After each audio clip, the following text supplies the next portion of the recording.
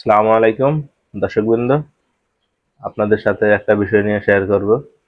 আর সেটা হলো যে বিএনপির সর্বোচ্চ সবচেয়ে বর্তমান সবচেয়ে বড় যে লিডার মানে তারেক রহমান, আপনারা দেখছেন এখন তাকেও বাংলাদেশের জনগণ ছেড়ে কথা বলছে না। তো অবশ্যই এই দায়ভারটা কাদের উপরে বর্তায়? আপনারা দেখছেন স্বৈরাচারী শেখ হাসিনা পালিয়ে যাওয়ার পরে মানুষে যা মনে করছিল বিএনপিকে, অবশ্য তারা তার এই প্রতিফলন ঘটাতে পারেনি। তারা বরঞ্চ আওয়ামী লীগের থেকেও তারা উগ্র এবং উদ্ধত যে আচরণ তারা শুরু করেছে। চাঁদাবাজি, রাহাজানি, হামলা বাণিজ্য, খুন, মানে নিজেদের ভিতরে কোন্দল, দেশের ভিতরে অরাজকতা, তারাই শুরু করে দিয়েছে।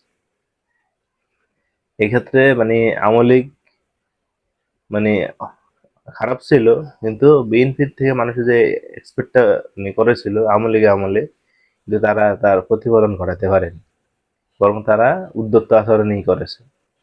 আর আর বিএনপির নেতাদের দিকে লক্ষ্য করেন, যারা বড় বড় লিডার, ছোট ছোট পাতি নেতা ওরা এসব বাদ দেন, বড় বড় চিন্তা করেন যে সালাউদ্দিন আহমেদ বিএনপির আমলে, সরি, আওয়ামী লীগের আমলে আপনার সে ভারতে গুম ছিল। গুম করছে কে? আওয়ামী লীগের বড় লিডার এবং ভারতের মিলে তাকে গুম করে ভারতে পাঠিয়ে দিয়েছে।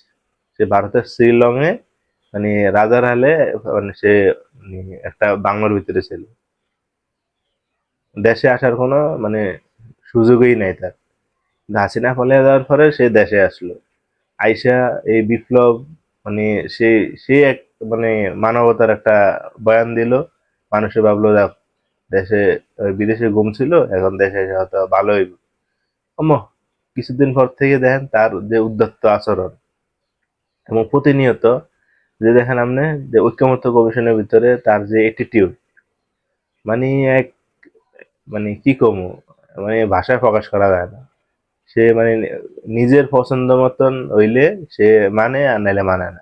আমার মনে হয় বর্তমানে বিএনপি যদি রাজা থাকে, সালাউদ্দিন আহমেদ হ্যাঁ এখন মনে হয় বিএনপির রাজা। সে তারেক রহমানের পরে আমার মনে হয় সে নিজেকে মনে করে সে এখন রাজা। তার কথা বলার অ্যাটিটিউড, স্টাইল, ফ্যাশন, অন্যরকম। সে যেন গুম ছিল, মনে করেন না তার কোনো খোঁজ নাই, এখন সেই রাজা হয়ে গেছে। আর মির্জা ফখরুল ইসলাম আলমগীর দেখেন, তার কথা বলার কোনো ধরনের কোনো আইল নেই। একটা জিনিস সৌন্দর্য আছে না, নাই, একবার এই কথা কয়, একবার এই কথা কয়। নিজেদের ভিতরে জন্য গন্ডগোল, ওটা কোনো খবর নেই। আবার দুদু, সে দেখেন প্রস্রাব করে উড়িয়ে দিবে, এই করবে, এই করবে, তাদের কথা বলা, মানে কি করবো, এত উচ্ছৃঙ্খল, এত বিশৃঙ্খলতা তৈরি করে যা বলার বাইরে। আবার দেখছেন মসজিদে আবার উড়াল দিছিল মির্জা আব্বাস, যে টেয়া চুরি কইরা, দালালি কইরা, আবার চান্দা নিয়ে এটা ব্যাংক তৈরি করছে। যেই আমাদের পিনাকি দাদা তার বিরুদ্ধে একটা ভিডিও ছাড়লো, পরের থেকে সে আর শেষ, সে আর মুখ লুকানোর কোনো জায়গা নাই, অনা মিডিয়ার ভিতরে পাওয়া যায় না। আবার দেন রুবিন ফারহানা প্রতিনিয়ত এত মানে একটা বদমাশ মহিলা, সংসদের সংখ্যা ছিল, অনেক বড় বড় কথা কইতো আমলিগের আমলে।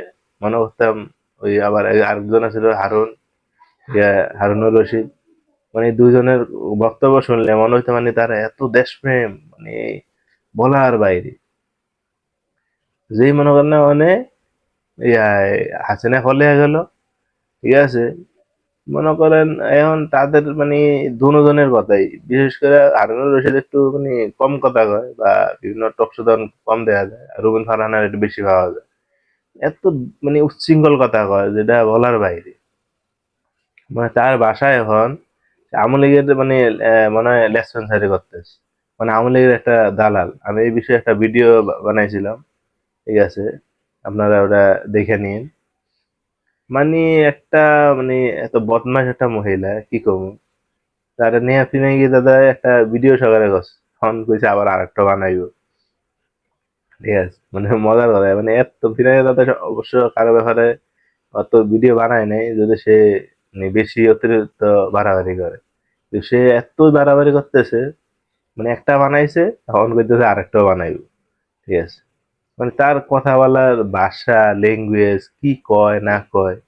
ঠিক আছে, হাসিনারে মনে হয় না এত বড় একটা আন্দোলনের ভিতরে তাকে খেদাইলো, কয়দিন জানি এটারই মপ করে বইয়া থাকে। বুঝছেন, এই 32 নম্বর যেন ভাঙলো, এটা তো বিএনপির জন্য ভালো, দেশে যে জনসাধারণ, এটা এটা ভাঙছে কি দেশের জনসাধারণ ভাঙছে। তারা নিজেরা উৎফুল্ল হয়ে আনন্দ উৎসবে তারা মানে নেচে গিয়ে মানে তারা এটা ভাঙছে। তুই এরা একটা সমর্থন দিবি, দেশের জনগণ করছে, তোদের নিজের লোক আছিল, ইসলামিক মানে প্রতিটা দেশের প্রতিটা সেক্টরের রাজনৈতিক দলের লোকেরই এটার ভিতরে অংশগ্রহণ করছে। তুই এদের সমর্থন না দিয়ে উল্টা কি করলি, মানে এটারে মব উচিত হয়নি এই, মানে সরকার এটার ভিতরে সাপোর্ট দিছে, তারা শেল্টার দিছে, এটা তাদের মদদে হয়েছে। তাহলে এটা 2 দিন মানে 48 ঘন্টা এভাবে একটা জিনিস ভেঙে ফেললো, কেউ দেখার নাই, মানে কি কম তার এত বড় বদমাইশ, দেশের জনগণের বিপক্ষে সে এখন দাঁড়িয়ে গেছে। বুঝলেন, তো বিএনপির মানে প্রতিটা বড় বড় যে নেতা যারা মানে মিডিয়ার সামনে আসে বা তারা যারা বড় বড় মানে সংগঠনের মানে দায়িত্বে আছে,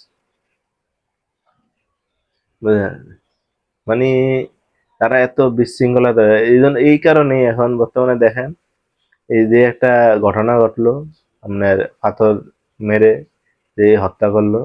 ঠিক আছে, অবশ্যই এটা চাঁদাবাজির জন্য না, যেটা সর্বশেষ নিউজ এসছে, তারা নিজেদের কন্দলের মাধ্যমেই ব্যবসায়িক যে একটা ভাগাভাগির কারণে তারা একজনকে অপরজনে মানে এভাবে হত্যা করেছে।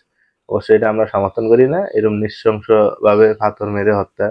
দেখেন এটা যদি আমরা যদি কইতাম ইসলামিক শরিয়া আইনে যে আপনার দর্শনে যে বিচার বিচার হয়, ঠিক আছে, বা পরকীয়া যে বিচারটা এবার আপনার পাথর মেরে হত্যা করেন, এটা হলে মানে বাংলাদেশের সুশীল সমাজ এরকম রাজনীতিক এরকম মানে বাটফার কিছু আছে, তারা মনে করেন এটা মানে হই হুল্লোড় করে মনে করেন না এটা একটা বিশৃঙ্খলা তৈরি করতো, মানে তাদের কথার মানে ওই সময় ফুল যদি ছুটতো।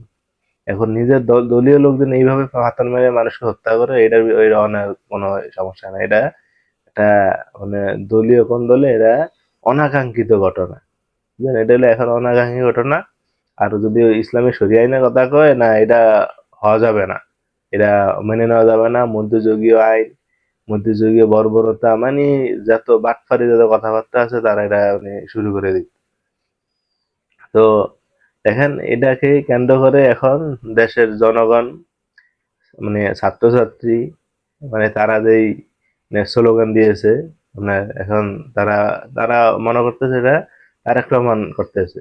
আমি মনে করি এটা তারেক রহমানের ভিতরে দোষটা বর্তায়, কারণ সে তার যে পিতা জিয়াউর রহমানের যেই আদর্শ, দেশপ্রেম, সে অবশ্যই এটা অটুট রাখতে পারেনি।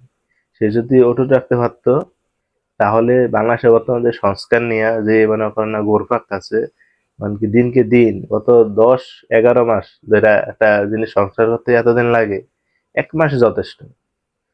আপনার দেশের যদি গণতন্ত্র যদি সঠিকভাবে সবাই পরিচর্যা করে, আপনি দেখেন গণতন্ত্র মানে কি, সর্বসংখ্যক লোক বা সর্বসংখ্যক যে দলীয় পার্টি যদি একদিকে যায় তাহলে আপনিও ওই দিকে যাইতে হবে।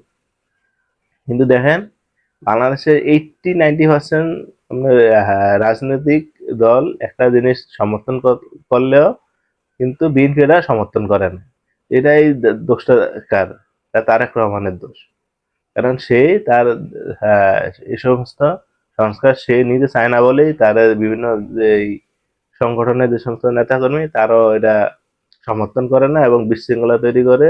এই দিনকে দিন বাড়িয়ে মনে করেন আজ 10-11 মাস হয়েছে কিন্তু কোনো কার্যকারিতা আমরা পাচ্ছি না।